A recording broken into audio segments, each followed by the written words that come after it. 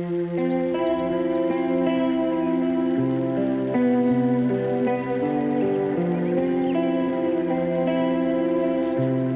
மர்மை ரட்சகருமாகிய இயேசு கிறிஸ்துவின் நாமத்தில் மீண்டுமாக உங்களை நான் வாழ்த்தி வரவேற்கிறேன். எனக்கு அருமையான தேவனுடைய அன்பு பிள்ளைகளே, இந்த நாளிலும் உனக்குள் உருவாகும் எழுப்புதல், the revival that begins within you. இன்றைக்கு எழுப்புதலின் செய்திகளை குறித்து நாம் அநேக இடங்களிலே கேட்கிறோம். எழுப்புதல் என்பது எல்லா இடங்களிலும் ஆராதனைகளும் தேவனுடைய செய்திகளும் அற்புதங்களும் அடையாளங்களும் என்று சொல்லி நம்முடைய மனதிலே ஒரு வடிவம் வந்திருக்கலாம். அல்லது சிலருக்கு இந்த எழுப்புதல் என்றால் என்ன என்று புரியாத நிலை கூட இருக்கலாம். கடந்த வாரத்திலே எசேக்கியேல் தீர்க்கதரிசியின் நாட்களிலே கர்த்தர் எழுப்புதலை குறித்து, இஸ்ரவேலிலே எழுப்புதலை குறித்து அவருக்கு கொடுத்த தரிசனத்தை நாம் கற்றுக்கொண்டோம். அந்த தரிசனத்தில் இருந்து கற்றுக்கொண்டோம்.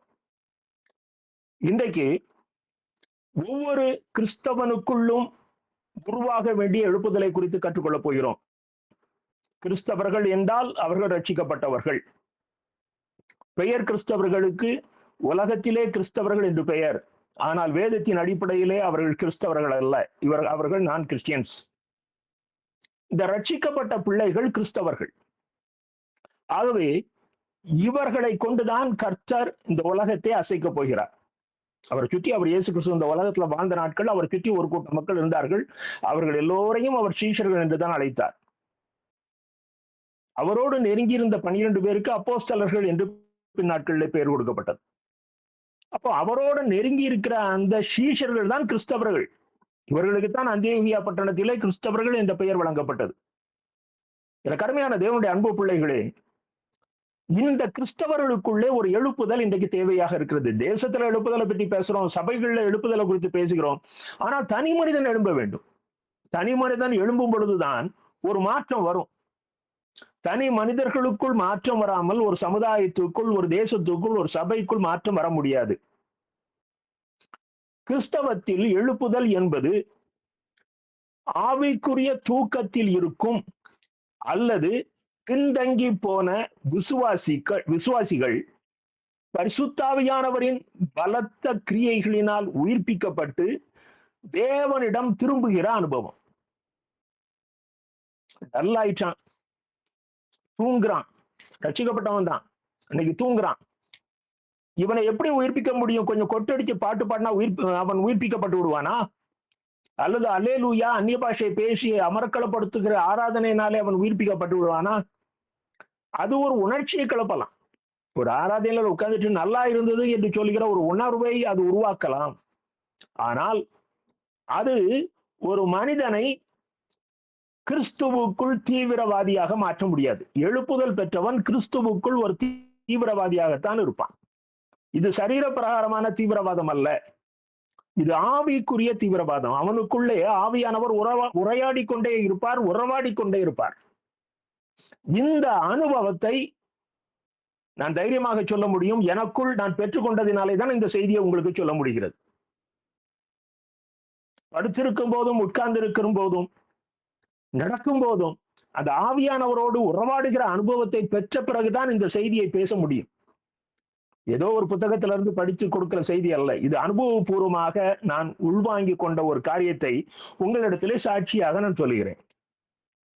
எனக்கு அருமையான தேவனுடைய அன்பு பிள்ளைகளே, ஆவிக்குரிய தூக்கத்தில் இருக்கும் அல்லது பின்தங்கி போன ரட்சிக்கப்பட்ட பிள்ளைகளை ஆவியானவர் தட்டி எழுப்புவதுதான் எழுப்புதல்.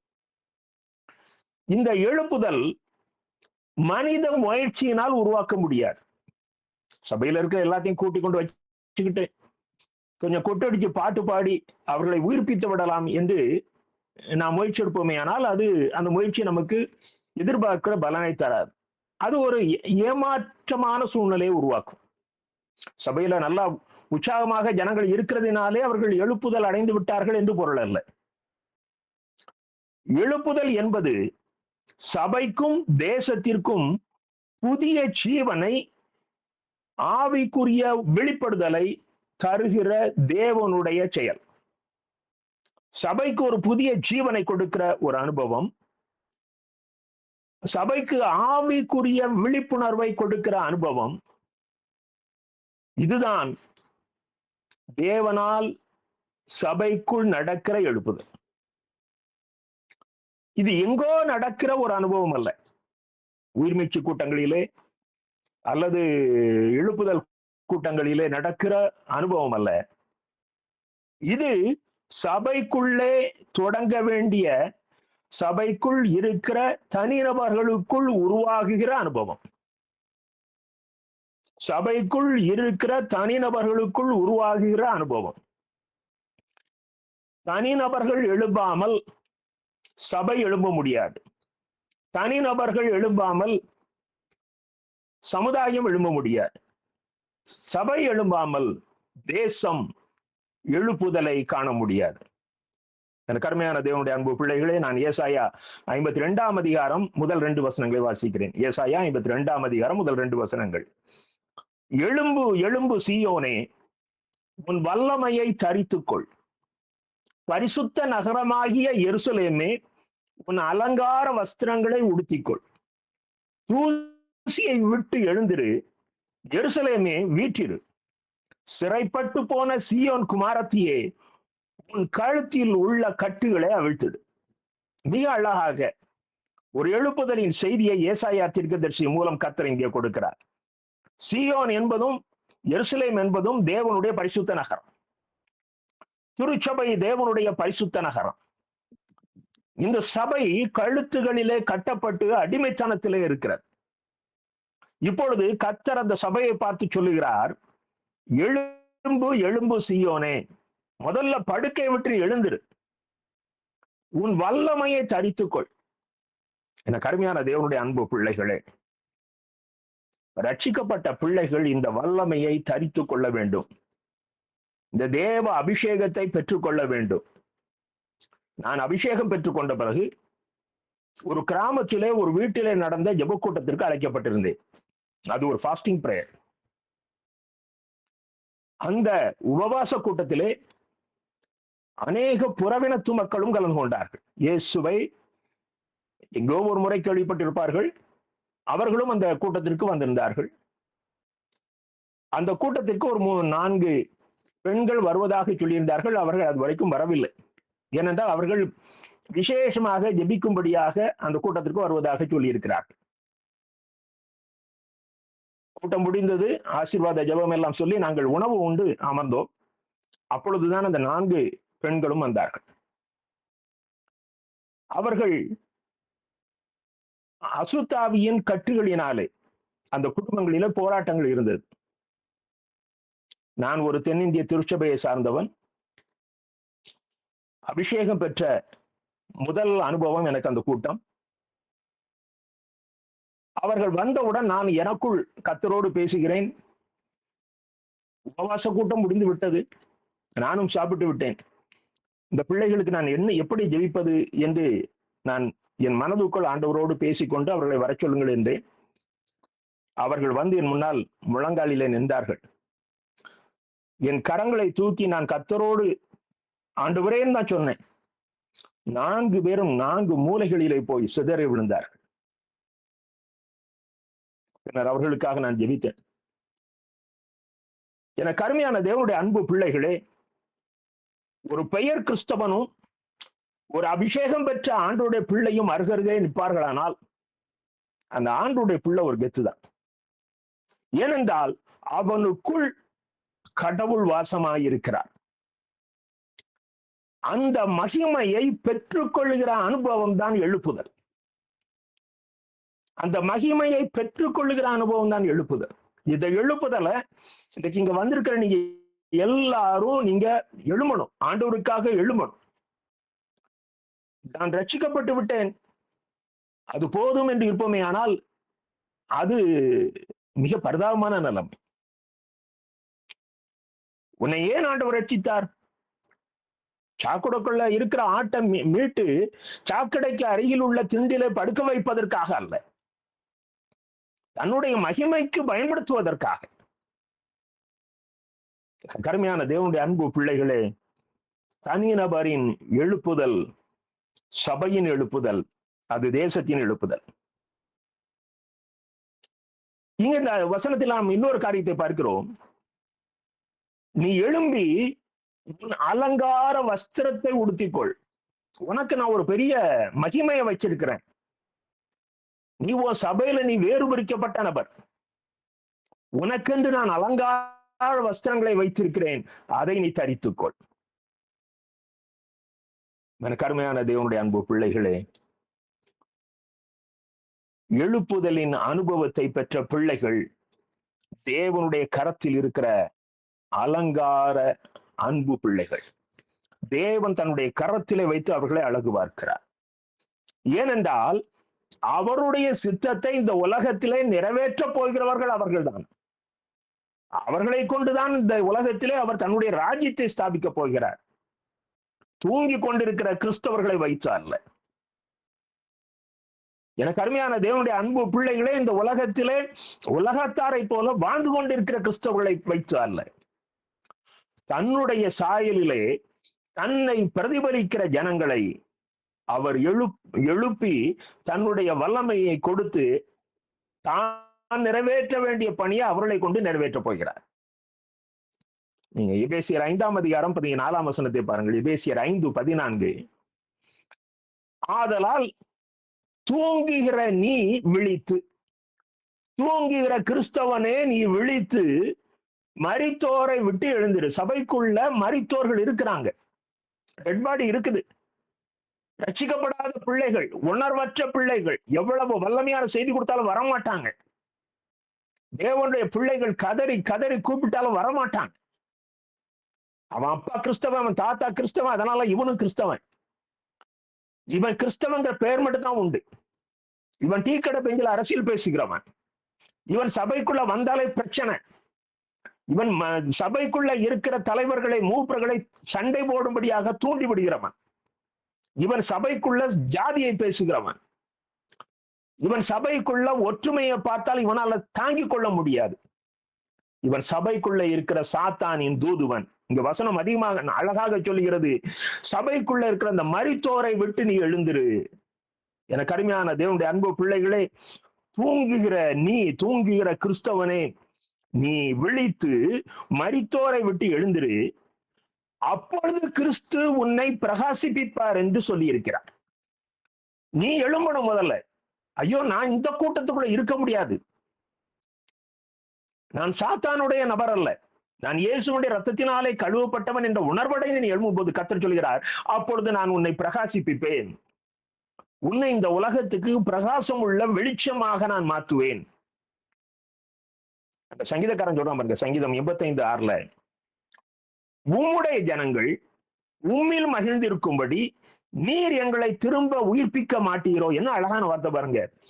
உம்முடைய ஜனங்கள் உம்மில் மகிழ்ந்திருக்கும்படி நீர் எங்களை திரும்ப உயிர்ப்பிக்க மாட்டீரோ. இதுதான் அனுபவம், இதுதான் கிறிஸ்தவனுடைய அனுபவம். ஆண்டவரே, நாங்கள் உம்முடைய ஜனங்களப்பா, நாங்கள் உமக்குள் மகிழ்ச்சியாக இருக்க வேண்டுமானால் எங்களை மீண்டும் ஒரு முறை உயிர்ப்பியும். கருமையான தேவனுடைய அன்பு பிள்ளைகளே, கர்த்தர் அந்த அனுபவத்தை நம் ஒவ்வொருவருக்கும் இந்த நாட்களிலே தர வேண்டும். எங்கோ எழுப்புதல் எழுப்புதல் என்று நீங்கள் ஏமாந்து போகாதிருங்கள். நீங்கள் இருக்கிற இடத்திலே அந்த எழுப்புதலின் அனுபவத்தை வெளிப்படுத்துவர்களாக இருக்கணும். ஏசாயா 60:1 பாருங்க, நமக்கு நல்லா தெரிந்த வசனம். ஏசாயா 60:1, 60ஆம் அதிகாரம் 1ஆம் வசனம். எழும்பி பிரகாசி, உன் ஒளி வந்தது, கர்த்தருடைய மகிமை உன்மேல் உதித்தது. இதுதான் அனுபவம். எழும்பி பிரகாசி, உன் ஒளி வந்தது, உனக்கான ஒளி கர்த்தரிடத்தில் இருந்து வந்து விட்டது, இனி நீ எழும்பி பிரகாசி. எனக்கு அருமையான தேவனுடைய அன்பு பிள்ளைகளே, நீங்க பழைய பாட்டுல சில அதிகாரங்கள்ல பாத்தீங்கன்னா இந்த எழுப்புதல ரொம்ப சாதாரணமா சொல்லியிருக்கும். நீங்க யாத்ராமம் 35ஆம் அதிகாரம் 26ஆம் வசனம், அங்க தேவனுடைய கூடாரத்தை கட்டுகிற அந்த வேலையை குறித்து கர்த்தர் மோசையோடு பேசி இருக்கிறார். இப்பொழுது அங்கே அந்த வசனத்தை நீங்கள் பாருங்கள். எந்த ஸ்திரீகளுடைய இருதயம், யாத்ராமம் 35ஆம் அதிகாரம் 26ஆம் வசனம், எந்த ஸ்திரீகளுடைய இருதயம் ஞான எழுப்புதல் அடைந்ததோ அவர்கள் எல்லாரும் வெள்ளாட்டு மயிரை திரித்தார்கள். தேவனுடைய கூடாரத்தின் மிக முக்கியமான பணி அவர்களுக்கு அங்கே ஒரு துணி தயாரிக்கணும், ஸ்கிரீன் தயாரிக்கணும். அதற்கு வெள்ளாட்டு மயிர் தேவை இருக்கிறது. இந்த வெள்ளாட்டு மயிரை திரிக்கிற வேலையை செய்கிற ஜனங்களுக்கு அது யாரும் எல்லாரும் வரல. யார் வந்தாங்க? யார் யாருடைய இருதயம் எழுப்புதல் அடைந்ததோ, ஒரு உற்சாகம் அடைந்ததோ, தேவனுடைய மகிமை அந்த கூடாரத்துக்குள் இறங்குவதற்கு நான் என்னால் என்றதை செய்வேன் என்கிற எழுப்புதல் யார் யாருடைய இருதயத்துக்குள் வந்ததோ அவர்கள் இந்த பணிக்கு வந்தார்கள். இன்னொரு வசனம் பாருங்க, யாத்திராகமம் 36ஆம் அதிகாரம் 2ஆம் வசனம். கர்த்தரால் ஞானமடைந்து அந்த வேலைகளை செய்ய வரும்படி எழுப்புதல் அடைந்த ஞான இருதயத்தாராகிய எல்லாரையும் மோசே வரவழைத்தான். கர்த்தருடைய ஞானத்தை பெற்றுக்கொண்டு இந்த கூடார பணிக்கு யார் யார் தங்களை உண்மையாக ஒப்பு கொடுத்து அவர்களுக்குள் எழுப்புதல் அடைந்து காத்திருக்கிறார்களோ, செய்ய வரும்படி எழுப்புதல் அடைந்த ஞான இருதயத்தாராகிய எல்லாரையும் மோசே வரவழைத்தான். அப்போ தேவனுடைய பணி, ஆலயத்தின் பணியை செய்வதற்கு நமக்குள் அந்த எழுப்புதலின் நிறைவு இருக்கணும். அந்த எழுப்புதலின் உற்சாகம் நமக்குள்ள இருக்கணும். நான் செய்வேன். ஒரு ஆள் இங்கிலாந்து ஒரு தேசத்துல எழுப்புதலுக்காக ஜெபிப்பானே, ஆனால் அவனுடைய அந்த ஆர்வம், அவனுடைய அந்த ஏக்கம், அவனுடைய முழு சிந்தனையும் அதை நோக்கியே இருக்குமே, ஆனால் அந்த தேசத்தை அவர்கள் அசைத்ததாக வரலாறு இருக்கு. நீங்க அப்போஸ்தலர் 1ஆம் அதிகாரம் 8ஆம் வசனம் நமக்கு நல்லா தெரிஞ்ச வசனம் தான். பரிசுத்த ஆவி உங்களிடத்தில் வரும்பொழுது நீங்கள் பலனடைந்து எருசலேமிலும் யூதேயா முழுவதிலும் சமாரியாவிலும் பூமியின் கடைசி பரியந்தமும் எனக்கு சாட்சிகளாயிருப்பீர்கள். இதுல நீங்க கவனிங்க, பரிசுத்த ஆவி உங்களிடத்தில் வரும்போது நீங்கள் பலனடைந்து அப்படின்னு என்ன அர்த்தம்? நீங்கள் எழுப்புதல் அடைந்து. இன்னைக்கு வட இந்தியாவுக்கு மிஷனரிகளாக நம்முடைய அன்பு பிள்ளைகள் சென்றிருக்கிறார்கள் என்றால் அவர்களுக்குள்ள ஒரு இயக்கம், அவர்கள் ரட்சிக்கப்பட்டவர்கள், தேவனுடைய ஆவியின் நிறைவை பெற்ற பிள்ளைகள். நான் எதையாவது செய்வேன். பிஷப் அசரியா வெள்ளாளன் விளை என்ற ஒரு குக்கிராமத்துல பிறந்து இந்த 20ஆம் நூற்றாண்டின் ஆரம்ப நாட்களில் எந்த விதமான வாகன வசதிகள் இல்லாத நாட்களிலே ஆந்திர பிரதேசத்துக்கு சென்று அவர் ஊழியம் செய்து 2 மிஷனரி ஸ்தாபனங்களை ஸ்தாபித்திருக்கிறார்கள். இந்திய மிஷனரி சங்கம், தேசிய மிஷனரி சங்கம், national missionary association, national missionary society, IMS, NMS. எனக்கு அருமையான தேவனுடைய அன்பு பிள்ளைகளே, ஒரு மனிதனுடைய எழுப்புதல். இன்னைக்கு ரொம்ப சந்தோஷம், 40 பேருக்கு மேல வந்திருக்கிறீங்க. தேவன் ஒரு நல்ல செய்தியை உங்களோடு கூட பேசிக் கொண்டிருக்கிறார். எனக்கு அருமையான தேவனுடைய அன்பு பிள்ளைகளே, இந்த எழுப்புதல் நமக்குள்ள வரணும். முதல்ல கவனிங்க, நம்மளை சுற்றி நடக்கிற காரியங்களை தூக்கி தூர போடும்.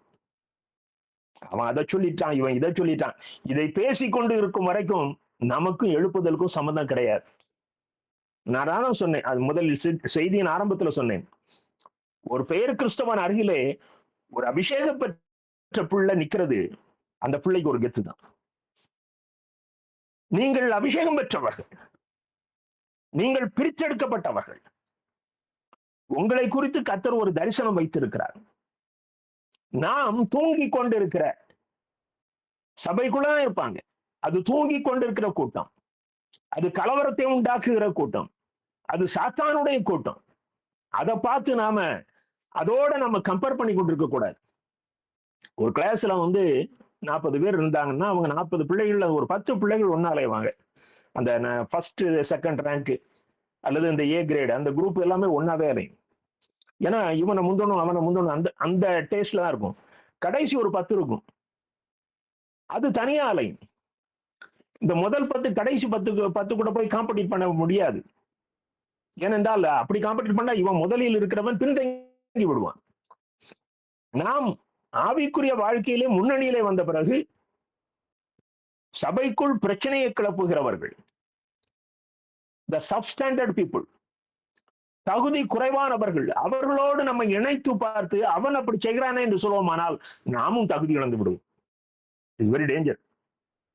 எனக்கு அருமையான தேவனுடைய அன்பு பிள்ளைகளே, எழுப்புதல் தனி மனிதனுக்குள் உருவாக வேண்டும். இந்த எழுப்புதலை நாம் எப்படி பாதுகாக்க வேண்டும்? ரட்சிக்கப்பட்ட பிள்ளைகள் நாம் எல்லாரும் எழுப்புதல் வீரர்கள் தான். ஆகையினால் தான் இந்த செய்திக்கு நீங்கள் இத்தனை ஆண்டுகளாக வருகிறீர்கள். தேவனுடைய பிரசன்னத்தை தொடர்ந்து பாதுகாத்துக் கொள்ள வேண்டும், தக்க வைக்க வேண்டும். அதான் ரொம்ப முக்கியம்.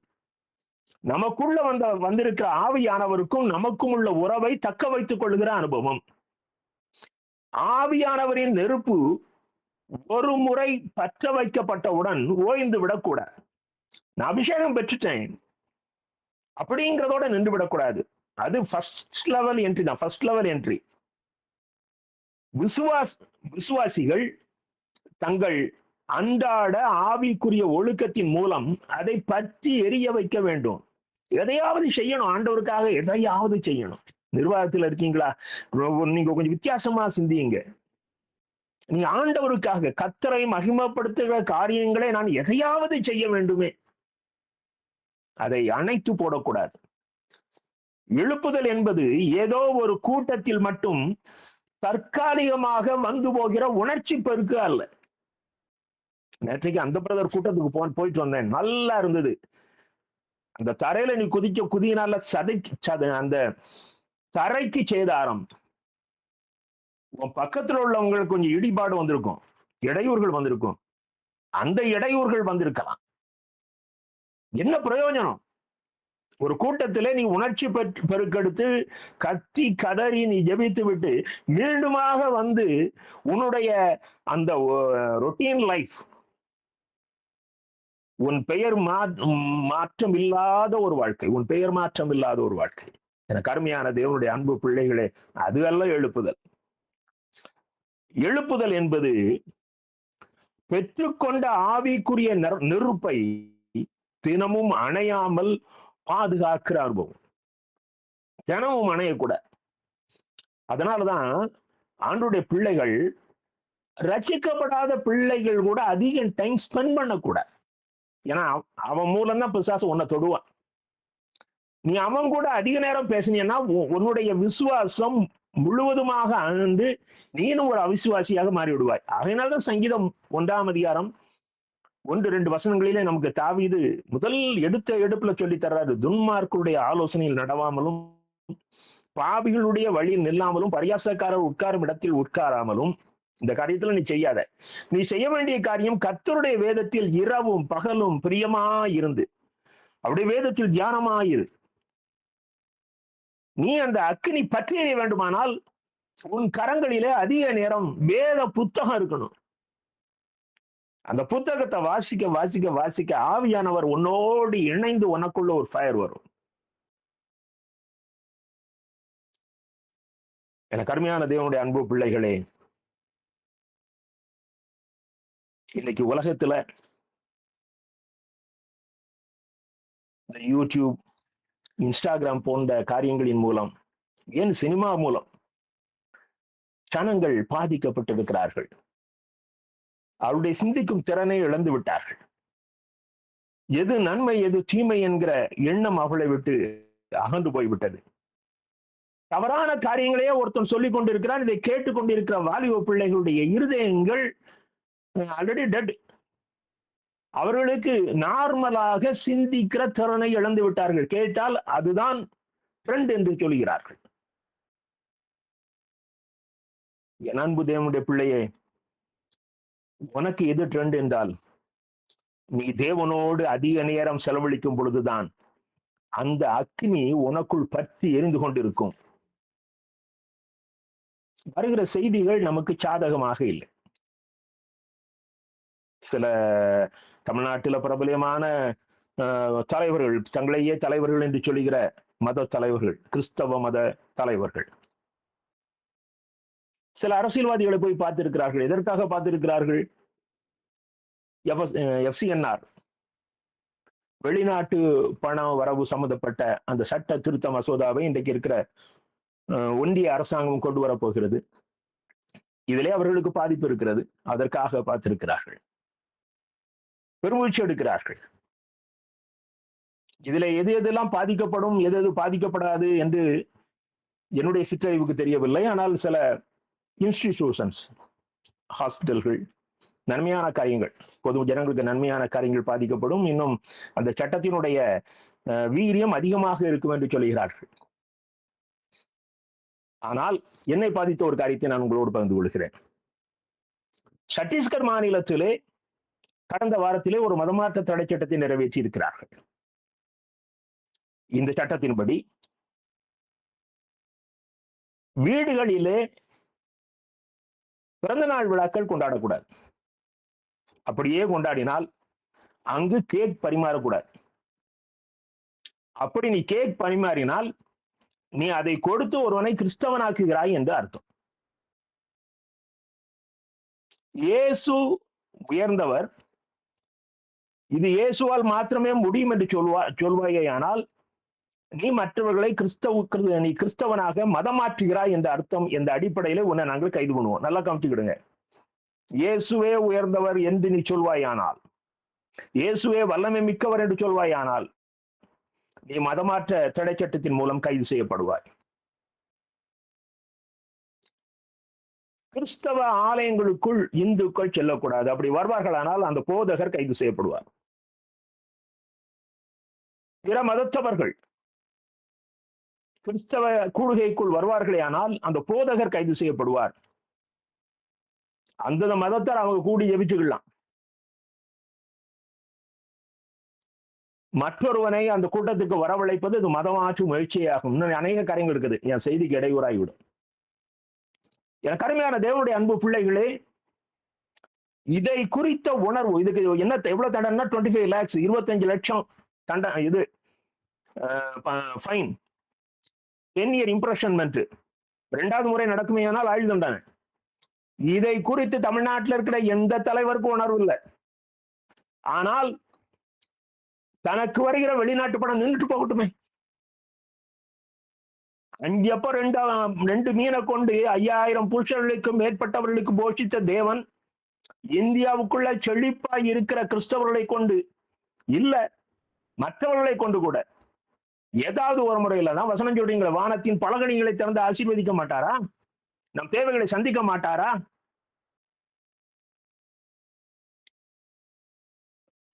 நம்முடைய மிஷனரிகள் வட இந்தியாவிலே ஊழியம் செய்வதற்கு முழுமையான தடை நெருங்கி வந்து கொண்டிருக்கிறது. இதே நிலை நீடிக்குமேயானால் நம்முடைய கிறிஸ்தவ அனுபவம் அந்த 4 சுவர்களுக்குள்ள நின்று போகும். அப்படி ஒரு கிறிஸ்தவ வாழ்க்கையை வேதம் கற்றுத்தரவில்லை. அப்படி ஒரு வாழ்க்கை வறுமையானால் நம்மில் அனைவர் இரத்த சாட்சிகளாக மறிக்க வேண்டிய சூழ்நிலை வரும். நாம் வெளியேறித்தான் ஆக வேண்டும், இந்த இயேசுவை அறிவித்துத்தான் ஆக வேண்டும். அதுதான் கர்த்தர் நமக்கு கொடுத்த கட்டளை. அதைத்தான் நான் வாசித்தேன். நீங்கள் பலனடைந்து எருசலேமிலும் யூதேயா முழுவதிலும் சமாரியாவிலும் உலகின் கடைசி பரியந்தமும் எனக்கு சாட்சிகளாக இருப்பீர்கள். இந்த அனுபவம் தான் முக்கியம். எனக்கு அருமையான தேவனுடைய அன்பு பிள்ளைகளே, எழுப்புதல் வரும் பொழுது தேவனோடு உள்ள அந்த அனுபவம், நெருக்கம் இன்னும் அதிகமாகும். அவருடைய ஏக்கம் நம்முடைய ஏக்கமாக மாறும்.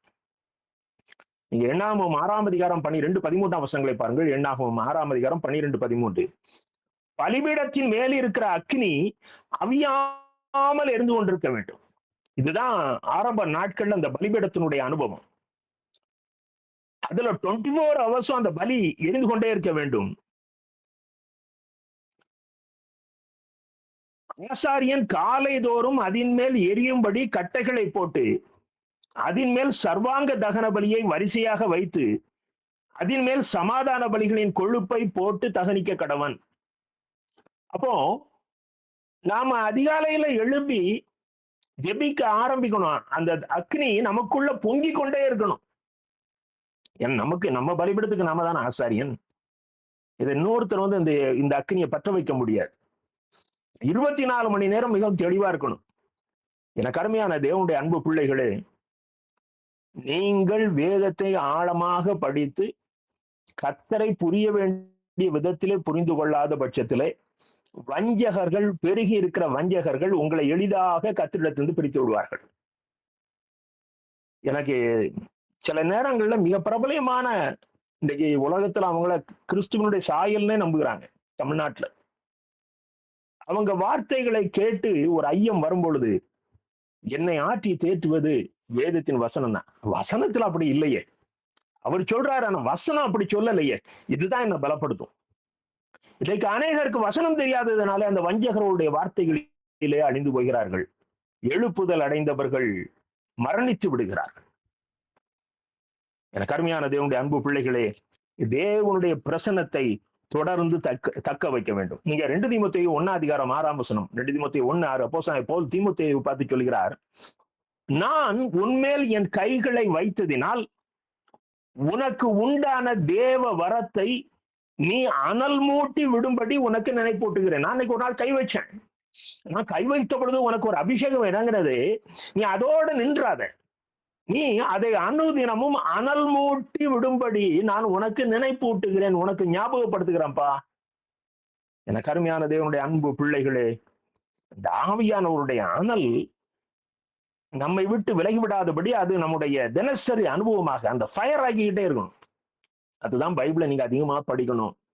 2வதாக பாடுங்கள், தொடர்ச்சியான ஜெபம், விடாப்பிடியான ஜெபம். நீங்க ஏசாயா 62:7 பாருங்கள். ஏசாயா 62:7. அவர் எருசலேமை ஸ்திரப்படுத்தி பூமியிலே அதை புகழ்ச்சியாக்கும் வரைக்கும் அவரை அமர்ந்திருக்க விடாதிருங்கள். ஆண்டவரை அமர்ந்திருக்க விடக்கூடாது. அவரை தொடர்ந்து தொந்தரவு செய்கிற அனுபவம் தான் தொடர்ச்சியான ஜெபம். அவர் எருசலேமை ஸ்திரப்படுத்தி பூமியிலே அதை புகழ்ச்சியாக்கும் வரைக்கும் தேவனுடைய வீட்டை அவர் ஸ்திரமாக்கி பூமியிலே அதை புகழ்ச்சியாக்கி பூமியில உள்ள ஜனங்களுக்கு தேவனுடைய வீடு தான் நமக்கு பாதுகாப்பு என்கிறதை அவர்கள் உணர்ந்து கொள்ளும் வரைக்கும் நீங்கள் தேவனை அமர்ந்திருக்க விடாதிருங்கள். எதுக்காக நாம ஜெபிக்கிறோம்? நம்ம குடும்ப ஜெபத்துல எதற்காக ஜெபிக்கிறோம்? தனி ஜெபத்துல எதற்காக நாம ஜெபிக்கிறோம்? என கருமையான தேவனுடைய அன்பு பிள்ளைகளே, நீ எழுப்புதல் வீரனாக இருப்பாயே, ஆனால் உன்னுடைய ஜெபம் தேசத்தின் எழுப்புதலுக்காக மாத்திரம்தான் இருக்கும். அப்போஸ்தலர் 1:14 பாருங்கள். அப்போஸ்தலர் 1:14. அங்கே இவர்கள் எல்லாரும் ஸ்திரீகளோடும் இயேசுவின் தாயாகிய மரியாளோடும் அவருடைய சகோதரரோடும் கூட ஒருமனப்பட்டு ஜெபத்திலும் வேண்டுதலிலும் தரித்திருந்தார்கள். இன்னும் ஒரு நாள் அங்க ஒரு பெரிய அபிஷேக கூட்டம் நடக்க போகுது. ஆவியானவர் அங்கே ஒரு பின்மாரியை ஊற்றப் போகிறார். இந்த அபிஷேகத்துக்கு முன்பதாக அப்போஸ்தலர்கள், அங்கே வந்திருக்கிற பெண்கள், அந்த இடத்துல புதுசா யார் வந்திருக்கா? இயேசு கிறிஸ்துவினுடைய தாயார், அவருடைய சரீர பிரகாரமான சகோதரர்கள். இதுவரைக்கும் அவங்க ஒன்னா ஜாயின் பண்ணி இப்படி ஜெபித்த அனுபவத்தை நாம் வேதத்திலே பார்க்கவில்லை. இப்பொழுது ஒரு பெரிய எழுப்புதல் வருவதற்கு அடையாளமாக ஜனங்கள் தங்களுக்குள் இருந்த சிந்தனைகளை ஒதுக்கிவிட்டு அவர்கள் ஒருமனப்பட்டு ஜெபத்திலும் வேண்டுதலிலும் தரித்திருந்தார்கள், காத்திருந்தார்கள். என கருமையான தேவனுடைய அன்பு பிள்ளைகளே, நம்முடைய தனிப்பட்ட வாழ்விலே எழுப்புதல் வர வேண்டுமானால் நாம் தேவனோடு காத்திருக்கிற நேரம் மிக அதிகமாக வேண்டும்.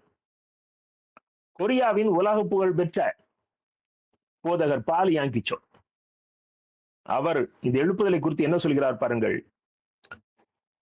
ஜெப கூச்சலை சபை மறந்து போகும்போது எழுப்புதலின் வேகம் குறைந்து விடுகிறது. ஜெப கூச்சலை, சபைக்குள்ள ஜெபம் அந்த எழும்பிக் கொண்டே இருக்கணும்.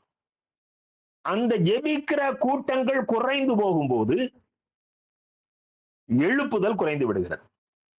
சபையில அதிகமான நேரம் ஜெபத்துக்கு கொடுக்கணும். சபையில அடிக்கடி ஜெப கூட்டங்கள் நடத்தணும். ஜனங்கள் கூடி ஜெபிப்பதற்கான திட்டங்களை வகுக்கணும். சபையில என்டர்டைன்மெண்ட் ரொம்ப இருக்கக்கூடாது. அந்த ஸ்பிரிச்சுவல் இல்லாத சமுதாய என்டர்டைன்மெண்ட், அப்பதான் சபைக்கு ஜனங்கள் வந்து கொண்டிருப்பார்கள் என்று இன்னைக்கு பிசாசு ஒரு தந்திரம் பண்றான். சபையில ஸ்போர்ட்ஸ் ஆக்டிவிட்டிஸ், சபையில டிராமா ஆக்டிவிட்டிஸ், டான்ஸ் ஆக்டிவிட்டிஸ், இன்னும் புதுசா ஒண்ணு கண்டுபிடிச்சிருக்கிறாங்க, பரிசுத்தமே இல்லாம ஆடி பாடி ஆராதிக்கிற அனுபவம். அதெல்லாம் நீங்க உங்களுக்கு தேவையான அளவுக்கு சபைக்குள்ள சுருக்கி கொண்டு ஜெபிக்கிற அந்த கூட்டங்களை அதிகமாக நடத்துங்க. ஜனங்களுக்கு அந்த ஜெபிக்கிற தாக எப்போ வரும்னா, அவன் எழுப்புதல் அடைஞ்சாதான் வரும். அவனுக்குள்ள பேடன் வரணும். அன்னைக்கு எனக்கு அந்த சட்டீஸ்கருடைய அந்த மதமாற்ற தடைச்சட்டத்தை குறித்து கேள்விப்பட்ட பொழுது என்னால் தாங்க முடியவில்லை. எப்படி அங்க இருக்கு? ஏன்னா என்றால் அந்த பகுதிக்கு நான் போயிருக்கிறேன். அதனுடைய தலைநகர் ராய்ப்பூர்ல இருக்கிற அந்த ஒரு சர்ச், ஒரு மிஷன் சர்ச்சில் போய் நான் செய்தி கொடுத்திருக்கிறேன். அத்தனை பேரும் முதல் தலைமுறை அந்த போதகர்ல இருந்து. இனி ஒருத்தரும் அந்த ஆலயத்தை நடத்த முடியாது. என்ன செய்ய போறாங்கன்னு எனக்கு தெரியல. மிக கடுமையான சட்டம். இதுதான் கர்த்தருடைய உணர்வு. இதுதான் நம்முடைய உணர்வாக மாறணும். நாம் தொடர்ச்சியாக ஜெபிக்கிற அனுபவம். தேசத்திலே எழுப்புதல் உண்டாகும் வரை தேவனை ஓய்ந்திருக்க விடாமல் நாம் ஜெபிக்கணும். நீங்க 1 ராஜாக்கள் 18ஆம் அதிகாரம் 42ஆம் வசனத்தை பாருங்கள். ஆகாப் போஜனபானம் பண்ண போனான். பின்பு எலியா கர்மேல் பர்வதத்தினுடைய சிகரத்தின் மேல் ஏறி தரையிலே பணிந்து தன் முகம் தன் முழங்கால் படியிட குனிந்து, மேகம் வருது, நீ ரதத்துல ஏறி ஓடிடும்னு சொல்லி ஆகாப்ட சொல்லிட்டார். அவர் தீர்க்க தரிசனத்தை அறிவித்து விட்டாலும் அவர் ஜெபிக்கிறதை நிறுத்தவில்லை. இதுதான் தொடர்ச்சியாக ஜெபிக்கிற அனுபவம். எனக்கு அருமையான தேவனுடைய அன்பு பிள்ளைகளே, நீ எந்த அளவுக்கு தொடர்ச்சியாக ஜெபிக்கிறாயோ, உன்னுடைய ஜெப நேரம் அதிகமாகிறதோ, அந்த அளவுக்கு தான் நீ உன்னுடைய எழுப்புதலை பாதுகாத்துக் கொள்ள முடியும். மூன்றாவதாக, பரிசுத்தமும் தொடர்ச்சியாக பரிசுத்தமாகுதலும். நான் ஒரு நாள் அபிஷேகம் பெற்று விட்டேன், அந்த அனுபவம் அல்ல. அந்த பரிசுத்தமாகுதலை நான் பூரணப்படுத்தி கொண்டே இருக்கணும். டெய்லி அதை பரிசுத்தமான பாத்திரத்தை ஒரு நாள் விளக்கிட்டு அது பிறகு விளக்காமலே சாப்பிட போறோம். சுத்தப்படுத்தாம சாப்பிடுவோமா? அது அன்னைக்கு நாங்க எல்லாம் பிளேட்ல அன்னைக்கே கழுவி வச்சுட்டோம். இனி நம்ம ரெகுலராக அதை கழுவாம நம்ம சாப்பிடுவோமா? எனக்கு அருமையான தேவனுடைய அன்பு பிள்ளைகளே, நம்முடைய இந்த பாவம் நிறைந்த உலகத்திலே நம்ம சுற்றி இருக்கிற காரியங்கள், வால் போஸ்டர்கள், நம் கையில வச்சிருக்கிற செல்போன், மற்றவருடைய வார்த்தைகள் நம்ம அப்படியே கரப்படுத்தி கொண்டே இருக்கும். ஆகவே நான் ஒரு நாள் பரிசுத்தம் அடைந்த நான் அனுதினமும் என்னை பரிசுத்தப்படுத்தி கொண்டே இருக்கிற அனுபவம். நீங்க எபிரேயர் 12ஆம் அதிகாரம் 24ஆம் வசனத்தை பாருங்கள். யாவரோடும் சமாதானமாய் இருக்கவும் பரிசுத்தம் உள்ளவர்களாய் இருக்கவும் நாடுங்கள். பரிசுத்தம் இல்லாமல் ஒருவனும் கர்த்தரை தரிசிப்பதில்லையே. நீங்கள் எந்த அளவுக்கு உங்களை பரிசுத்தப்படுத்தி கொண்டே இருக்கிறீர்களோ அந்த அளவுக்கு தான் நீங்கள் தேவனோடு உள்ள தொடர்பிலே நிலைத்திருக்க முடியும். ஏன் நம்ம அனுதினமும் பரிசுத்தப்படுத்த வேண்டுமானால், மிக அழகாக ஒரு பரிசுத்தவான் சொல்கிறார், அறிக்கை செய்யப்படாத பாவம் இருக்கும் இடத்தில் எழுப்புதலின் நெருப்பு அணைந்து போகுமா. நமக்குள்ளே இன்னும் அறிக்கை செய்யப்படாத பாவம், ஏன்னா நமக்கே தெரியல அது பாவம்னு தெரியல. நான் அதை சாதாரணமா நினைச்சுக்கிட்டேன். ஏன்னா எல்லா கிறிஸ்தவன்ட்டையும் இந்த பழக்கம் இருக்குது, என்கிட்ட இந்த பழக்கம் இருக்குதுன்னு நினைச்சுக்கிட்டேன். ஆனால் அது பாவமா? அப்போ நீ தினசரி அந்த பரிசுத்தத்திலே உன்னை பரிசுத்தமாக்கி கொண்டே இருப்பாயானார். அப்பதான் உனக்கு தெரியும், இது புதுசா தெரியுது, இது பாவம் அல்லவா. ரொம்ப அழகா சொல்றாரு, அறிக்கை செய்யப்படாத பாவம் இருக்கும் இடத்தில் எழுப்புதலின் நெருப்பு அணைந்து போகும். சங்கீதம் 24:3-4 வசனங்களை நான் வாசிக்கிறேன். சங்கீதம் 24:3-4. யார் கர்த்தருடைய பர்வதத்தில் ஏறுவான்? யார் அவருடைய பரிசுத்த ஸ்தலத்தில் நிலைத்திருப்பான்? கைகளில் சுத்தமுள்ளவனும் இருதயத்தில் மாசில்லாதவனுமாய் இருந்து தன் ஆத்துமாவை மாயைக்கு ஒப்பு கொடாமலும் கபடாய் ஆணையிடாமலும் இருக்கிறவனே. ஆதி சபையில அனனியாவும் சப்ராலும் சேர்ந்து ஆலயத்துக்குள்ள பொய் சொல்லிட்டாங்க. புதிய ஏற்பாட்டு சபை இயேசு கிறிஸ்துவுக்கு பிறகுதான். ஆனா இன்னைக்கு நம்ம சபையில நிறைய பேர் போய் சொல்றோம். நம்ம சபைகள்ல வரவு செலவு காரியங்கள், மற்ற காரியங்கள்ல சாதாரணமா போய் சொல்றாங்க. ஆனா ஆண்டவர் இன்னைக்கு நம்மள ஒன்றும் செய்யல. ஆனா இதே ஆரம்ப நாட்கள்ல இந்த புதிய ஏற்பாட்டு சபை உருவான புதுதில் ஆலயத்தில் சொத்துக்களை நாங்கள் இவ்வளவுக்குத்தான் வித்தோம் என்று துணிந்து போய் சொன்ன கணவனும் மனைவியும் ஆலயத்துக்குள்ளேயே சாகடிக்கப்பட்டார்கள். ஏன்? எனக்கு அருமையான தேவனுடைய அன்பு பிள்ளைகளே, ஒரு அருமையான ஒரு வார்த்தையை நான் படித்தேன். எருசலேமில் நடைபெறும் மாபெரும் எழுப்புதலை பாவம் தடுத்து விடக்கூடாது என்பதற்காகவே பரிசுத்தாவியானவர் அவ்வளவு தீவிரமாய் செயல்பட்டார். அப்பதான் முதல் ஒரு எழுப்புதல் வருது. இதுவரைக்கும் இயேசு கிறிஸ்துவனுடைய அந்த சத்தியம் ஜனங்களுக்கு தெரியல. அந்த 3.5 ஆண்டுகள் இயேசு விதைத்தார். ஆனால் இப்பொழுது ஆவியானவர் அந்த இடத்துல இறங்கி இந்த செய்திகளை உலகம் முழுசுக்கு கொண்டு போக போறாரு. எருசலேம்ல ஒரு பெரிய எழுப்புதல். ஜனங்கள் 3000 பேர் 5000 பேர் என்று சொல்லி கூட்டம் கூட்டமாக இயேசுவை ஏற்றுக்கொள்கிறார்கள். அப்படிப்பட்ட எழுப்புதலை பாவம் தடுத்துவிடக் கூடாது என்பதற்காக பரிசுத்த ஆவியானவர் அவ்வளவு தீவிரமாய் செயல்பட்டார் என்று எழுதியிருக்கிறார். எனக்கு அருமையான தேவனுடைய அன்பு பிள்ளைகளே, பரிசுத்தத்தின் மேல் பரிசுத்தம் அடைவதுதான் நாம் எழுப்புதலை தக்க வைத்துக் கொள்வதின் அறிகுறி. தேவனுடைய மகிமையும் எழுப்புதலும் சபையின் மீது இறங்க வேண்டுமானால் விசுவாசிகளின் கைகளின் கிரியைகளும் இருதயத்தின் எண்ணங்களும் சுத்தமாக இருக்க வேண்டும். கைகளின் கிரியைகள் சுத்தமாக இருக்க வேண்டும், இருதயத்தின் எண்ணங்களும் சுத்தமாக இருக்க வேண்டும். 2 தீமோத்தேயு 2ஆம் அதிகாரம் 20, 21ஆம் வசனங்களை நீங்கள் பாருங்கள்.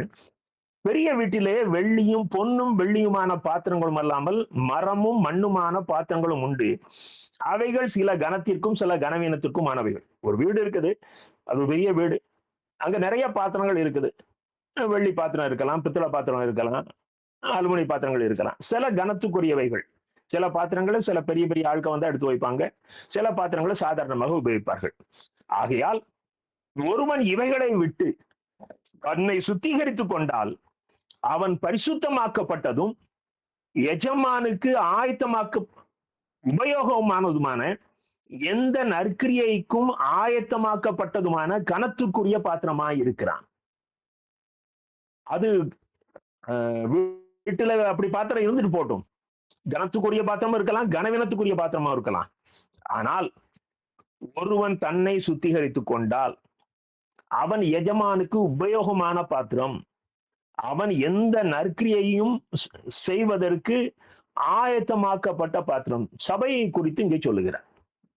சபையில பணக்காரன் இருப்பான், சபையில ஏழை இருப்பான். அவங்கெல்லாம் இருந்துட்டு போட்டும். பணக்காரன் அதிகமா பணம் கொடுப்பான், ஏழைகளால ஒண்ணும் செய்ய முடியாது. அத சபை பார்த்துக்கிடும், உலக சபை. ஆனால் தேவன் எதை பார்க்கிறார் என்றால், தன்னை மேலும் மேலும் பரிசுத்தப்படுத்தி கொண்டு இருக்கிற சில பாத்திரங்கள் இந்த சபையில இருப்பாங்க. டெய்லி பரிசுத்தப்படுத்தி கொண்டிருப்பாங்க. போன வாரம் வந்ததை விட இந்த வாரம் அந்த ஆத்மா கொஞ்சம் பளிச்சுன்னு இருக்கும். அவைகள் தான் தேவனுக்கு உபயோகமான பாத்திரம். அது தேவன் விரும்புகிற எந்த நல்ல கிரியைகளையும் அந்த சபையிலே செய்கிற பாத்திரம். என் அன்பு தேவனுடைய பிள்ளைகளே, நீங்கள் எந்த பாத்திரமாக சபையிலே இருக்கிறீர்கள்? ஒருவேளை உலக பிரகாரமான கனம் அல்லது கனவீனத்துக்குரிய பாத்திரமாக இருக்கிறீர்களா? இல்ல அனுதினமும் உங்களை சுத்திகரித்துக் கொண்டு தேவன் விரும்புகிற கனத்துக்குரிய பாத்திரமாக இருக்கிறீர்களா? ஜோனத்தான் எட்வர்ட்ஸ் என்று சொல்லி ஒரு 18ஆம் நூற்றாண்டிலே அமெரிக்காவிலே வாழ்ந்த ஒரு பிரபலமான ஒரு போதகர். அவர் ஒரு முறை தன்னுடைய செய்தி குறிப்புகளை அவர் பிரசங்கமாக சொல்லாமல் அவர் எடுத்து வாசிக்க ஆரம்பித்தாராம். அவர் வாசிக்க அந்த சபைக்குள்ள ஒரு பலத்த கிரியை, ஒரு பெரிய வல்லமை இறங்கினது. ஜனங்கள் கூட்டம் கூட்டமாக ஆண்டவரை ஏற்றுக்கொண்டு கதறி அழுதார்களாம். எனக்கு அருமையான தேவனுடைய அன்பு பிள்ளைகளே, அவருடைய மிக பிரபல்யமான பிரசங்கம் என்ன தெரியுமா? கோபமுள்ள தேவனுடைய கைகளில் பாவிகள். Sinners in the hands of an angry God. Sinners in the hands of an angry God. கோபமுள்ள தேவனுடைய கைகளிலே பாவிகள். நம்ம யாரு? எனக்கு அருமையான தேவனுடைய அன்பு பிள்ளைகளே, ஒரு நாளிலே கர்த்தர் நியாயாதிபதியாக இந்த உலகத்திற்கு வரப்போகிறார். நாம் அந்த நாளிலே பரிசுத்தவான்களாக இந்த எழுப்புதலை இந்த உலகத்திற்குள் பற்ற வைத்த அவருடைய பிள்ளைகளாக இருப்போமே. ஆனால் நாம் அவருடைய கரங்களிலே அலங்கார முடிகளாக இருப்போம். 4வது பாருங்கள், இந்த எழுப்புதலை பாதுகாத்துக் கொள்ள வேண்டுமானால் மனித ஞானத்தை வெறுத்து ஆவியானவரை சார்ந்து கொள்ள வேண்டும். சகரியா 4ஆம் அதிகாரம் 6ஆம் வசனத்தை பாருங்கள். பலத்தினாலும் அல்ல, பராக்கிரமத்தினாலும் அல்ல, என்னுடைய ஆவியினாலேயே ஆகும் என்று சேனைகளின் கர்த்தர் சொல்லுகிறார். சபைகள்ல இருக்கிற மூப்பர்கள் சிலர் இங்க இருக்கிறீங்க. சபைகள்ல வருஷம் அந்த பிளான்கள், நீங்கள் திருமண்டலத்துக்கோ திருச்சபைக்கோ திட்டங்கள் தீட்டினால், ஜனங்கள் பரலோகத்துக்கு செல்வதற்கு நாம் என்ன உதவி செய்ய முடியுங்கிறது உங்க மைண்ட் செட்ல ஓடட்டும். சபையை உயிர்ப்போட வச்சிருக்கணும். சபை ஜனங்களுக்கு போர் அடிக்க கூடாது. சாப்பாடு போட்டாதான் கூட்டத்துக்கு ஜனங்கள் வருவாங்க. இந்த கான்செப்ட்லாம் ஒத்து வராது. உங்களுடைய சிந்தனைகள், you are the representative of Jesus Christ. அவர் என்ன சிந்திப்பாரோ அது உங்களுடைய சிந்தனையாக மாற வேண்டும். அதைத்தான் இங்கே சொல்கிறார். பலத்தினாலும் அல்ல, பராக்கிரமத்தினாலும் அல்ல. நீங்க என்ன பிளான் போட்டாலும் சரி. இன்னைக்கு அநேகர் அது தவறுதலாக திட்டமிட்டதினாலே தான் சபைகளுக்குள் பரிசுத்தவான்களுடைய எண்ணிக்கை குறைந்து போனது. உலகம் இன்று வல்லமையற்று மத சடங்குகளால் சலிப்படைந்துள்ளது. மனித புத்திசாலித்தனத்தை ஓரங்கட்டிவிட்டு பரிசுத்தாவியானவரின் வழிகாட்டுதலுக்கு ஒப்பு கொடுக்க மூப்பர்கள் முன்வர வேண்டும். நீங்க அப்போஸ்தலர் 4:8 பாருங்கள். அப்போஸ்தலர் 4:8. அப்பொழுது பேதுரு பரிசுத்தாவியினால் நிறைந்து அவர்களை நோக்கி, எந்த மத தலைவர்களை கண்டு பயந்து சாதாரண வேலைக்கார பெண்ணிடம் இயேசுவை மறுதலித்தானோ அதே பேதுரு இன்னைக்கு அதே அண்ணா காய்பா மத்தியிலே அபிஷேகம் பெற்று ஆக்ரோஷமாக பேசுகிறான். இதுதான் எழுப்புதல். எழுப்புதல் ஒரு மனிதனுக்கு வரும் பொழுது, அன்னைக்கு நான் ஒரு யூடியூப்ல ஒரு செய்தி கேட்டேன். ஒரு நல்ல அருமையான மிஷினரி தலைவர், வருங்காலம் நமக்கு சாதகமாக இல்லை. ஒரு பக்கம் நம்ம நாட்டுல மத மாற்ற தடை சட்டங்கள், இன்னொரு தகவலை அவர்கள் சொன்னார்கள். அதாவது வெளிநாட்டில இருந்து தீவிரவாத குழுக்கள் இந்தியாவுல அவர்கள் சார்ந்த மத காரியங்களுக்கு தடையாக இருக்கிற இந்தியாவின் பூர்வீக மத தலைவர்களையும் அழிக்கணும், சர்ச்சுகளும் இருக்கக்கூடாது, சர்ச்சுகளுக்கு குண்டு வீசி தாக்கணும், இந்த சிந்தனையோடு பேசியதாக ஒரு காரியத்தை சொன்னார். ஒருவேளை நம்ம ஆலயத்துக்குள்ள இருக்கும் பொழுது ஒருவர் ஒரு கன்னை கொண்டு வந்து இயேசுவை மறுதலிக்கணும், இல்ல எல்லாரும் கடவுள் தான், அதுல இயேசுவும் ஒருத்தர்னு சொல்லிட்டு போனா கூட போதும், நான் விட்டுறேன், இயேசுதான் கடவுள் என்று நீ மிக அழுத்தமாக அந்த ஒன்றிலேயே நீ நிற்பாயானா உன்னை நான் சுற்றுவேன்னு சொன்னான். ஆலயத்துக்குள்ள நீங்க எத்தனை பேர் நிற்பீர்கள் என்று சொல்லி கேட்டார். எனக்கு அருமையான தேவனுடைய அன்பு பிள்ளைகளே, நாம யோசிச்சு பார்ப்போம். அவர் மத தீவிரவாதி, அவர் அதை பண்ணிடுவாரு, இதை பண்ணிடுவாரா, இவர் பண்ணிடுவாரா, இந்த தலைவர் பண்ணிடுவாரான்னு வீராவேசம் பேசுறோமே. ஒரு துப்பாக்கி முனையிலே இயேசுவை மறுதலித்தால் உனக்கு ஜீவன், இயேசுவை நீ அங்கீகரித்தால் உனக்கு சரீர மரணம். உன்னுடைய நிலைமை என்ன? ஆனா இன்னைக்கு இந்த வைராக்கியத்தை போதிக்கிற நம்முடைய ஊழியக்காரர்களும் இந்த வைராக்கிய சிந்தனை விதைப்பது போல் தெரியவில்லை. இன்னைக்கு கிறிஸ்தவம் கோழைகளை உருவாக்கி கொண்டிருக்கிறது. எனக்கு அருமையான தேவனுடைய அன்பு பிள்ளைகளே, கிறிஸ்துவுக்காக இந்த சரீரத்திலே இருக்கிற இந்த ஒரு முறை போகிற உயிரை அற்பமாக கொடுக்க தைரியமாக வருகிறவர்கள் தான் கிறிஸ்துவுக்கு தேவை. சும்மா பேருக்கு நான் ஒரு கிறிஸ்தவ மதத்தை நடத்தினீங்கன்னா உன்னை விட அவன் பரவாயில்ல, ஆமா உன்னை விட அவன் பரவாயில்ல, வேஸ்ட். எனக்கு அருமையான தேவனுடைய அன்பு பிள்ளைகளே, 1 கொரிந்தியர் 1:27 பாருங்கள். ஞானிகளை வெட்கப்படுத்தும்படி தேவன் உலகத்தில் பைத்தியமானவர்களை தெரிந்து கொண்டார், பலமுள்ளவர்களை வெட்கப்படுத்தும்படி தேவன் உலகத்தில் பலவீனமானவர்களை தெரிந்து கொண்டார். நான் ஏற்கனவே ஒரு முறை சொல்லி இருக்கிறேன். ஒரு வடந்திய கிராமத்துல இயேசுவை ஏற்றுக்கொண்டதற்காக ஒரு குடும்பத்தை அவர்கள் அந்த கிராமத்திலிருந்து விரட்டிட்டாங்க. இது சாதாரணமாக நடக்கக்கூடிய காரியம். சொந்தக்காரங்க ஒன்று சேர்ந்து கொள்வார்கள். ஏனென்றால் அவர்களுக்கு 2 விதமான பயம். ஒன்று மதவாதிகளுக்கு பயப்படுவார்கள், இன்னொன்று குலதெய்வம் தங்களை அழித்து விடுமோ என்ற பயம். அந்த 2 பயம் உண்டு அவங்களுக்கு. ஆனால் இவர்கள் அப்பதான் ஆண்டவரை அறிந்திருக்கிறார்கள். தைரியமாக தங்கள் சொத்து, தங்களுடைய பூர்வீக ஊர் எல்லாத்தையும் எல்லாத்தையும் விட்டுட்டு அந்த மிஷினரி வீட்டுல வந்து நிக்கிறாங்க. நாங்க வாழணும், எங்க கிராமத்துல எங்களை விரட்டிட்டாங்க, எங்க சொந்தக்காரங்க விரட்டிட்டாங்க, எங்க வீட்டை பிடுங்கிக்கிட்டாங்க. அந்த மிஷினரி அவர்களை ஒரு கிராமத்திலே குடி வைத்து இன்றைக்கு அவர்களை அந்த பகுதியிலே ஊழியம் செய்து வைத்திருக்கிறார். அவர்கள் இயேசுவுக்காக இழப்பதற்கு முன் வந்தவர்கள். இந்த வசனம் படிக்கும் எனக்கு அதான் ஞாபகம் வந்தது. நம்மை போன்ற ஞானிகளை வெட்கப்படுத்தும்படி மத்திய பிரதேசத்திலே கர்த்தர் சில பைத்தியமானவர்களை தெரிந்து கொண்டார். பைத்தியமானவைகளை தெரிந்து கொண்டார். என கருமையான தேவனுடைய அன்பு பிள்ளைகளே, காலாகாலத்துக்கு சர்ச்சுக்குள்ள சண்டை போட்டுக்கொண்டே இருக்கிறோமே, என்றைக்கு நமக்குள் எழுப்புதல் உருவாக முடியும்? மாம்சத்தின் இச்சைகளை சிலுவையில் அரங்கிடணும். நீங்க கலாத்தியர் 5:24 நான் வாசிக்கிறேன். கிறிஸ்துவினுடையவர்கள் தங்கள் மாம்சத்தையும் அதன் ஆசை இச்சைகளையும் சிலுவையில் அறைந்திருக்கிறார்கள். இதை நான் உங்களுக்கு சிம்பிளா நான் விளக்குறேன். ஒரு பலி செலுத்தப்பட்ட உடனே ஒரு ஆடை பலி செலுத்துறாங்க. அந்த பலி செலுத்தி முடிஞ்ச உடனே அந்த ஆடு வந்து டெட். அதுக்கு பிறகு அந்த ஆடு செயல்பட முடியாது. அது செத்த சரீரம்.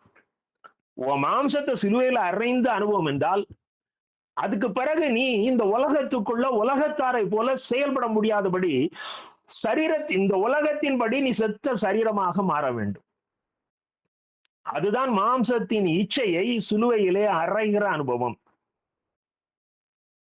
எனக்கு அருமையான தேவனுடைய அன்பு பிள்ளைகளே, எழுப்புதல் உன் மூலம் எழும்ப வேண்டுமானால், உனக்குள் இருந்து வெளிப்பட வேண்டுமானால், இந்த உன்னையே நீ பலியாக சிலுவையிலே அறைய கொடுத்த அந்த அனுபவம் உனக்கு வர வேண்டும். ஆறாவதாக, கிறிஸ்துவனுடைய பிரசன்னத்தை நீ வெளிப்படுத்தணும். இந்த உலகத்துக்குள்ள அபிஷேகம் பெற்ற நீ உன்னிலிருந்து கிறிஸ்து ஜனங்களுக்குள் பிரகாசிக்க வேண்டும். நீங்க 2 நாளாகமும் 7ஆம் அதிகாரம் 2ஆம் வசனத்தை பாருங்கள். 2 நாளாகமும் 7ஆம் அதிகாரம் 2ஆம் வசனம். கர்த்தருடைய மகிமை கர்த்தருடைய ஆலயத்தை நிரப்பினதினால் ஆசாரியர்கள் கர்த்தருடைய ஆலயத்துக்குள் பிரவேசிக்க கூடாது இருந்தது. கர்த்தருடைய மகிமை கர்த்தருடைய ஆலயத்துக்குள்ள இறங்கி வரும் பொழுது ஆசாரியர்கள் அங்கே போய் ஊழியம் செய்ய முடியல. நல்லா கவனித்துக் கொள்ளுங்கள். உனக்குள்ள அந்த அபிஷேகம் இறங்கி வரும் பொழுது மனிதர்களுடைய வார்த்தைகள் உன்னை தொட முடியாது. அது பிறகு உனக்கு மனிதர்களுடைய உதவி தேவையில்லை. ஏன்னா யூ ஆர் த சர்ச். உனக்குள்ள தேவ மகிமை இறங்கி வருகிறது. அந்த மகிமை இறங்கி வரும் பொழுது எந்த மனிதனும் உனக்கு எந்த ஆவிக்குரிய உதவியும் செய்ய தேவையில்லை. உண்மையான எழுப்புதலின் பிரசன்னம் இறங்கும் போது அங்கே மனிதர்கள் செய்யக்கூடிய அந்த ஊழியம், அந்த கிரியைகள் நின்றுவிடும். தேவ மகிமை மட்டுமே ஆலயத்தை நிரப்பும். என் அன்பு தேவனுடைய பிள்ளையே, கிறிஸ்துவின் பிரசன்னத்தை நீ வெளிப்படுத்த வேண்டும். கடைசியாக ஒரு காரியத்தை சொல்லி நிறைவு செய்கிறேன். நீ சமுதாயத்தை மாற்றுகிறவனாக மாறிவிடுவாய். எழுப்புதல் ஒரு தனி மனிதனுக்குள் இருந்து வெளிப்படும் பொழுது அவன் சமுதாயத்தை மாற்றுகிறவனாக மாறிவிடுவான். அவனை பார்த்தாலே எல்லாருமே ஒரு ஆச்சரியமா பார்ப்பாங்க. அவருடைய வார்த்தைகள் சமுதாயத்துல மதிப்பு இருக்கும். அவருடைய வார்த்தைகள் திருச்சபையில மதிப்பு இருக்கும். அவருடைய வார்த்தைகளுக்கு அவருடைய குடும்பத்தின் மத்தியில மதிப்பு இருக்கும். உண்மையான எழுப்புதல் என்பது சபைகளுக்குள் முடிந்து போவதில்லை. அது ஒட்டுமொத்த தேசத்தையும் சமுதாயத்தையும் பாதிக்கும். நீங்க 1904ஆம் வருஷம் வேல்ஸ் தேசத்து எழுப்புதல் அப்போ திரள் கூட்டமான மக்கள் ரட்சிக்கப்படுகிறார்கள். அதுல மிக முக்கியமான காரியங்கள், அங்க சுரங்கம் இருந்தது. இந்த சுரங்க தொழிலாளர்கள் கெட்ட வார்த்தை பேசுறதுதான் நிறுத்தினாங்க. இன்னைக்கு சபையில கெட்ட வார்த்தை பேசுறாங்க, போதகரை கெட்ட வார்த்தை சொல்லி திட்டுறாங்க. ஆனா அவனும் கிறிஸ்தவன் தான் சொல்றான். ஆனால் ஒரு இடத்துல அபிஷேகம் வந்த பொழுது, ஒரு எழுப்புதல் வந்த பொழுது, அங்க இருந்த உலக பிரகாரமான கல்வி அறிவற்ற மக்கள் கெட்ட வார்த்தைகள் பேசுவதை நிறுத்திவிட்டார்களாம். எனக்கு அருமையான தேவனுடைய அன்பு பிள்ளைகளே, மதுபான கடைகள் எல்லாம் மூடப்பட்டது. எழுப்புதல் என்பது பாவிகளை பரிசுத்தவான்களாக மாற்றும் ஒரு சமுதாய புரட்சி. ஒரு மனுஷன் தான் கதறி எழுதி ஜெபித்தார் வேல்ஸ் எழுப்புதலுக்காக.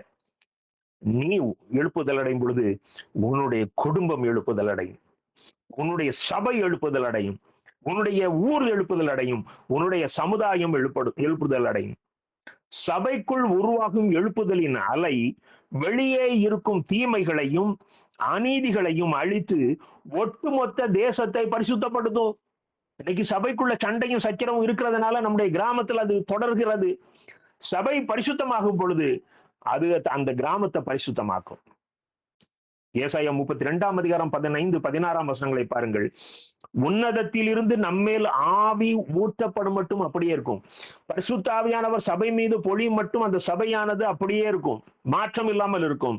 ஆனால் எப்பொழுது அந்த பரிசுத்த ஆவி ஊற்றப்படுகிறாரோ அப்பொழுது வனாந்திரம் வயல்வெளியாக மாறும்.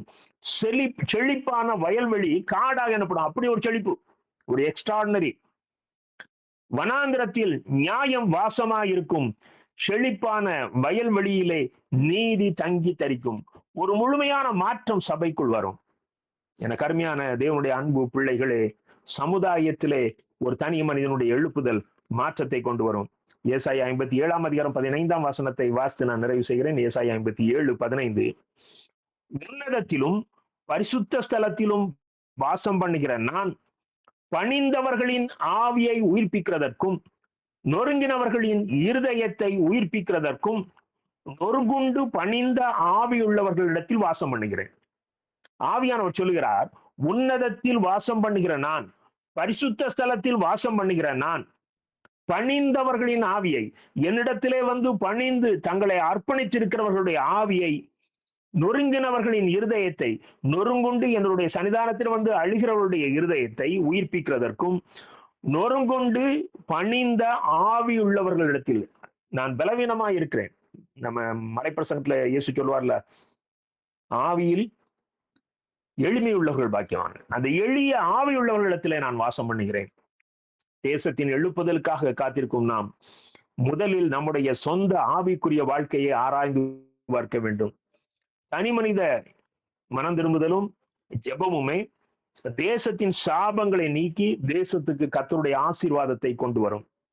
நமக்குள் எரியும் அந்த எழுப்புதலின் தீப்பொறி நம் குடும்பம், நம் சபை மற்றும் ஒட்டுமொத்த தேசத்தையும் கர்த்தரிடத்திலே திரும்ப கொண்டு வரும். அது இந்த தேசத்தை மாற்றுகிற ஒரு பெரிய அக்கினி பிளம்பாக மாறும். தேசத்தை மாற்றும் எழுப்புதலுக்கு அஸ்திபாரம் நமக்குள் துவங்கும் எழுப்புதலே ஆகும். தேசத்தை மாற்றும் எழுப்புதலுக்கு அஸ்திபாரம் நமக்குள் துவங்கும் எழுப்புதலே ஆகும். ஜெபம். அன்பின் ஆண்டவரே, உம்மை துதிக்கிறேன். நீர் எங்களோடு பேசிய வார்த்தைகளுக்காக நன்றி. இன்றைக்கு அநேகம் பிள்ளைகள் இந்த வார்த்தைகளை கேட்டார்கள். இன்றைக்கு அவருடைய படுக்கையில அவர்கள் படுத்திருக்கும் பொழுது அவர்கள் இருதயத்திலே ஒரு அக்கினி பொறி எழும்பட்டும் அப்பா. இதுவரைக்கும் நாங்கள் உலகத்தாராய் வாழ்ந்தது போதும். என்னை கொண்டு இந்த சமுதாயத்திலே, என்னுடைய சபையிலே, என்னுடைய குடும்பத்திலே, என்னுடைய ஊரிலே ஒரு மாற்றத்தை கொண்டு வர நான் ஒரு அக்கினி பிளம்பாய் மாற வேண்டும். நான் உலகத்தான் அல்ல, நான் உம்முடைய பிள்ளை. நீர் புதிய அபிஷேகத்தினால் பிள்ளைகளை பலப்படுத்தும். ஒரு விசேஷித்த அபிஷேகம் பிள்ளைகள் மீது இறங்கட்டும்.